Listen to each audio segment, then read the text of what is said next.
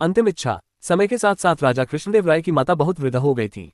एक बार वह बहुत बीमार पड़ गई। उन्हें लगा कि अब वे शीघ्र ही मर जाएंगी। उन्हें आम से बहुत था, इसलिए जीवन के अंतिम दिनों में वे आम दान करना चाहती थी। सो उन्होंने राजा से ब्राह्मणों को आमों को दान करने की इच्छा प्रकट की। वह समझती थी कि इस प्रकार दान करने से उन्हें स्वर्ग की प्राप्ति होगी। सो कुछ दिनों बाद राजा की माता अपनी अंतिम इच्छा की पूर्ति किए बिना ही मृत्यु को प्राप्त हो गई। उनकी मृत्यु के बाद राजा ने सभी विद्वान ब्राह्मणों को बुलाया और अपनी मां की अंतिम अपूर्ण इच्छा के बारे में बताया। कुछ देर तक चुप रहने के पश्चात ब्राह्मण बोले, ये तो बहुत ही बुरा हुआ महाराज, अंतिम इच्छा के पूरा न होने की दशा में तो उन्हें मुक्ति ही नहीं मिल सकती। वे प्रेत योनि में भटकती रहेंगी। महाराज, आपको उनकी आत्मा की शांति का उपाय करना चाहिए। तब महाराज ने उनसे अपनी माता की अंतिम इच्छा की पूर्ति का उपाय पूछा। ब्राह्मण बोले, उनकी आत्मा की शांति के लिए आपको उनकी पुण्यतिथि पर सोने के आमों का दान करना पड़ेगा। अतः राजा ने मां की पुण्यतिथि पर कुछ ब्राह्मणों को भोजन के लिए बुलाया और प्रत्येक को सोने से बने आम दान में दिए। जब तेनालीराम को यह पता चला तो वह तुरंत समझ गया कि ब्राह्मण लोग राजा की सरलता तथा भोलेपन का उठा रहे हैं।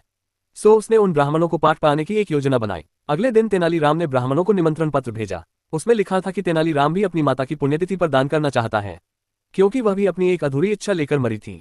जब से उसे पता चला है कि उसकी मां की अंतिम इच्छा पूरी न होने के कारण प्रेत योनि में भटक रही होंगी, वह बहुत ही दुखी है और चाहता है कि जल्दी उसकी मां की आत्मा को शांति मिले। ब्राह्मणों ने सोचा कि तेनालीराम के घर से भी बहुत अधिक दान मिलेगा, क्योंकि वह शाही विदूषक है। सभी ब्राह्मण निश्चित दिन तेनालीराम के घर पहुंच गए। ब्राह्मणों को स्वादिष्ट भोजन परोसा गया। भोजन करने के पश्चात सभी दान मिलने की प्रतीक्षा करने लगे। तभी उन्होंने देखा कि तेनालीराम लोहे की सलाखों को आग में गर्म कर रहा है। पूछने पर तेनालीराम बोला, मेरी मां फोड़ों के दर्द से परेशान थी। मृत्यु के समय उन्हें बहुत तेज दर्द हो रहा था। इससे पहले कि मैं गर्म सलाखों से उनकी सिकाई करता, वह मर चुकी थी। अब उनकी आत्मा की शांति के लिए मुझे आपके साथ वैसा ही करना पड़ेगा जैसी कि उनकी अंतिम इच्छा थी। ये सुनकर ब्राह्मण बौखला गए। वे वहां से तुरंत चले जाना चाहते थे। वे गुस्से में तेनालीराम से बोले कि हमें गर्म सलाखों से दागने पर तुम्हारी मां की आत्मा को शांति मिलेगी। नहीं महाशय, मैं झूठ नहीं बोल रहा। यदि सोने के आम दान में देने से महाराज की मां की आत्मा को स्वर्ग में शांति मिल सकती है, तो मैं अपनी मां की अंतिम इच्छा क्यों नहीं पूरी कर सकता।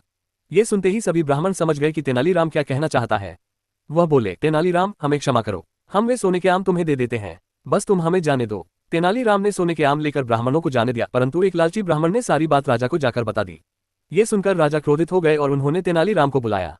वे बोले, तेनालीराम, यदि तुम्हें सोने के आम चाहिए थे तो मुझसे मौग लेते। तुम इतने लालची कैसे हो गए कि तुमने ब्राह्मणों से सोने के आम ले लिए।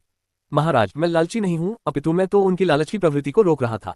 यदि वे आपकी मां की पुण्यतिथि पर सोने के आम ग्रहण कर सकते हैं, तो मेरी मां की पुण्यतिथि पर लोहे की गर्म सलाखें क्यों नहीं झेल सकते। राजा तेनालीराम की बातों का अर्थ समझ गए। उन्होंने ब्राह्मणों को बुलाया और उन्हें भविष्य में लालच त्यागने को कहा। अंतिम इच्छा। समय के साथ साथ राजा कृष्णदेव राय की माता बहुत वृद्ध हो गई थी। एक बार वह बहुत बीमार पड़ गई। उन्हें लगा कि अब वे शीघ्र ही मर जाएंगी। उन्हें आम से बहुत था, इसलिए जीवन के अंतिम दिनों में वे आम दान करना चाहती थी।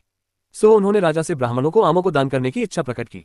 वह समझती थी कि इस प्रकार दान करने से उन्हें स्वर्ग की प्राप्ति होगी। सो कुछ दिनों